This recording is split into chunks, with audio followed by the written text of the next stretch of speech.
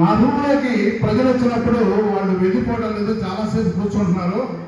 కొంతమంది నాకు ప్రత్యేకంగా వాళ్ళ వ్యక్తిగత విషయాలు చెప్పుకోవాలి అంటే అవకాశం దొరకట్లేదు, దానికి ఏం చేయాలో అర్థం కావడం లేదు అని చెప్పాడు ఆయన. అంటే ఇక్కడ ఆయనలో దాగి ఉన్నటువంటి సరళత్వాన్ని, సున్నితత్వాన్ని, ఎదటి మనిషిని ఇక మీకు పెరైంది కదండి, మీరు వెళ్ళండి, వేరే వాళ్ళతో మాట్లాడాలి అని చెప్పకోకుండా, వాళ్ళని బాధించకుండా, ఎదటి మనుషులు వస్తుంటే వాళ్ళకి ఏ విధంగా సహాయం చేయాలి అనేటటువంటి ఆయన యొక్క ఆ ఆలోచన భావన అనేటటువంటిది నన్ను చాలా ఆశ్చర్యచకితులు చేసింది. అదేవిధంగా కుమారుడు కూడా సమాజానికి అంకితం చేశాడు ఆయన.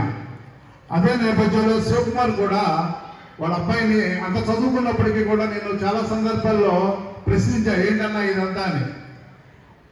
ఆ శివకుమార్ గారు కూడా వాళ్ళ అబ్బాయిని సమాజం యొక్క సేవకి అంకితం చేశాడు. అయితే బోడే ప్రసాద్ గారికి ఈ గ్రామం చాలా విశిష్టమైంది.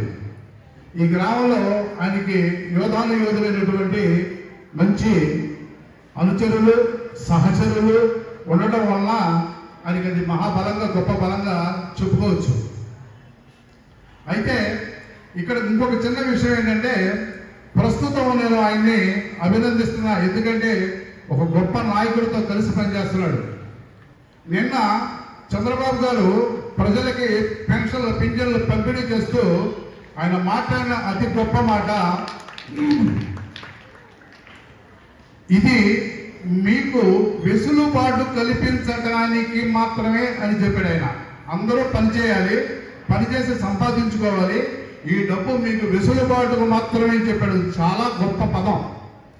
అంటే ఏదో మీకు సహాయం చేసేస్తున్నాను, మీరు ఎప్పటికీ ఎట్లాగే ఉండండి, మీరు ఎప్పటికీ మేము చేస్తానే ఉంటాం, మీరు తీసుకుంటూనే ఉండండి అనేటటువంటి విషయం లేకుండా దాని అంతర్గతంగా మీకు జీవితంలో రోజు ఉండేటటువంటి ఖర్చులు ఏవైతే ఉన్నాయో వాటికి వెసులుబాటుకి ఇస్తున్నానో, అందరం కూడా పని చేయాల్సిందే, చేసి సంపాదించుకోవాల్సిందే, ఈ రాష్ట్రాన్ని పనులు నిర్మించుకోవాల్సిందే అని చెప్పి ఆయన చెప్పడం జరిగింది. అది చాలా గొప్ప విషయం. ఇకపోతే ఇప్పుడు మీకు డైరీ ఇస్తున్నారు. ఈ డైరీ అనేటటువంటి కాన్సెప్ట్ సక్సెస్ అవ్వాలి, విజయవంతం అవ్వాలంటే ప్రప్రథమంగా టీచర్స్ యొక్క పాత్ర ఎక్కువ ఉంటుంది.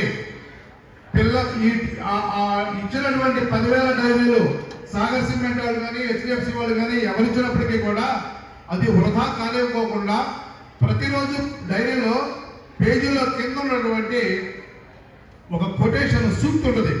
ఆ సూక్తిని చదివించడం, ప్రతిరోజు డైరీ మెయింటైన్ చేసే క్లాస్ లీడర్స్కి బెతాయించడం, అదేవిధంగా టీచర్ ఏమి చెప్పారో, ఏమి చదువుకోవాలనే ఖచ్చితంగా కూడా పాటించవలసిందిగా మేము కూడా దానిని పరిశీలిస్తూ వెనక చూస్తూ ఉంటాం.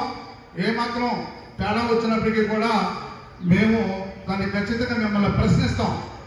కాబట్టి అది లేకోకుండా ఉపాధ్యాయులందరూ కూడా దీన్ని ఖచ్చితంగా విజయవంతం చేసి, ఎందుకంటే ఈ డైరీస్ అనేది చాలా గొప్ప విషయం. పిల్లల యొక్క జీవితంలో అతి మేలు మలుపు తిప్పేటటువంటి ఈ విషయాన్ని ఎవరైతే గ్రహిస్తారో, ఎవరైతే దాన్ని ఆచరిస్తారో ఆటోమేటిక్గా వాళ్ళు డిసిప్లిన్లోకి వెళ్ళిపోతారు.